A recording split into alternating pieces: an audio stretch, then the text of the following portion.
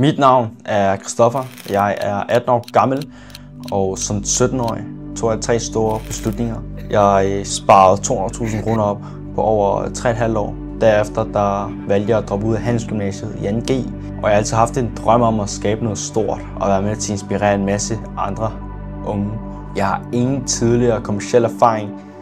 Jeg har ingen uddannelse, men alligevel prøver vi at forsøge at bygge noget stort op fra bunden, og jeg håber, at I vil se med i vores serie fra drengedrøm til virkelighed.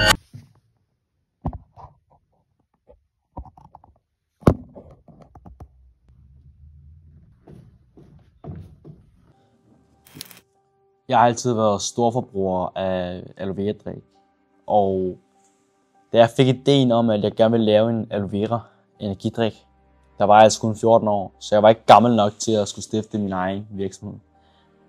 Så jeg brugte al min tid og energi på at skulle spare så mange penge op som muligt, indtil jeg var 18 år, 17 år.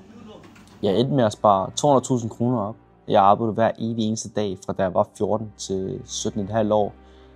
Jeg havde altid 2 til 3 jobs ved siden af skolen, og ved siden af det solgte jeg også fodboldstøvler. Så i den periode, der var jeg meget ensom. Jeg havde ikke så mange venner.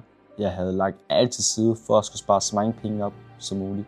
Og da jeg så sparede de 200.000 kroner op, imens jeg gik i 2G på Handelsgymnasiet, nåede jeg til det punkt, hvor at jeg mærkede efter min mavefornemmelse. Jeg kunne mærke, at hvis jeg virkelig gerne ville gå efter min drøm og leve efter min passion, så er det nu, jeg burde gøre det. Så jeg droppede ud af Handelsgymnasiet i 2G og valgte så at rejse ned til mine rødder i Vietnam med min storebror Christian for at finde den helt rigtige procent.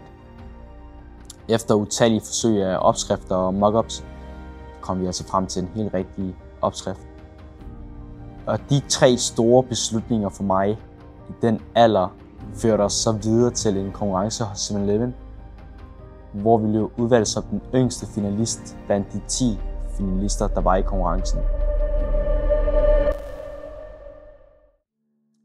Men det var ikke så let, som vi troede. Vi fik desværre et afslag, og det var en drengedrøm, som slog os ned, fordi at vi fik muligheden for at skulle komme på hylderne hos 7-Eleven.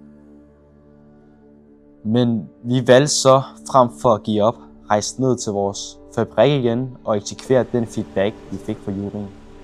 Og igennem den her serie fra drengedrøm til virkelighed, der vil jeg tage jer igennem min rejse, min personlige rejse som ung iværksætter. Alle de store beslutninger, der bliver foretaget, og generelt, hvordan det er at navigere i at være iværksætter. Så jeg håber, at I vil følge med. Jeg håber, at jeg kan være med til at inspirere en masse af jer derude.